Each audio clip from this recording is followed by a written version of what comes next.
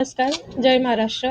मी सौ दीपाली स्वप्नील पाटील, पॅनल क्रमांक 28, शिवसेना पक्षाचे अधिकृत उमेदवार. मी 28 क मधून निवडणूक लढवत आहे आणि प्रचार आमचा जोरदार चालू आहे. माझ्या पॅनलमधून सौ ज्योतिराजन मराठे आणि श्री हर्षल राजेश मोरे यांची बिनविरोध निवड झालेली आहे आणि त्यांची बिनविरोध निवड झालेली असून सुद्धा आम्ही चौघंही एकत्र डोर टू डोर पोहोचण्याचा प्रयत्न करतोय. प्रत्येक मतदारापर्यंत पोहोचण्याचा प्रयत्न करतोय आणि आमचा जवळजवळ 75% फेस टू फेस सर्वांना भेटून झालेलं आहे.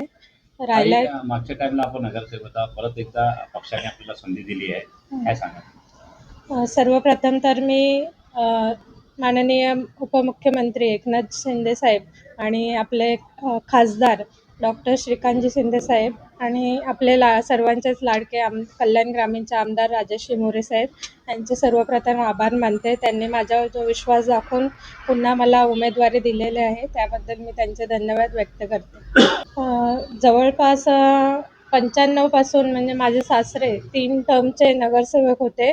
त्यानंतर 2015ला मी होती.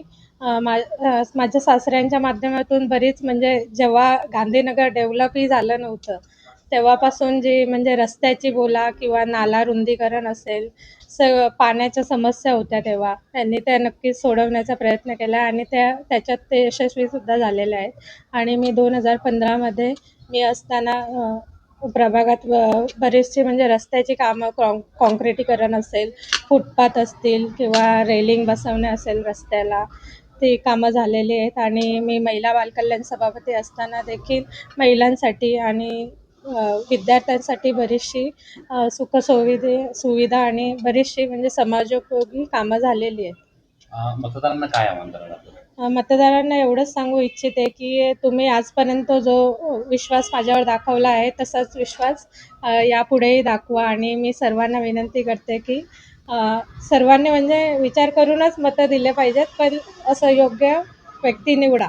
आणि मी सर्वांना सांगू इच्छिते की माझ्यावर विश्वास पुन्हा एकदा दाखवून मी तो नक्कीच तुमच्या विश्वासाला नक्कीच मी तडा जाऊ देणार नाही. आणि माझा 100% नाही बोलता येणार, म्हणजे 90% तरी मी माझा प्रयत्न असेल की सर्व कामं करेल मी. तुमच्या विश्वासाला सार्थ ठरेल.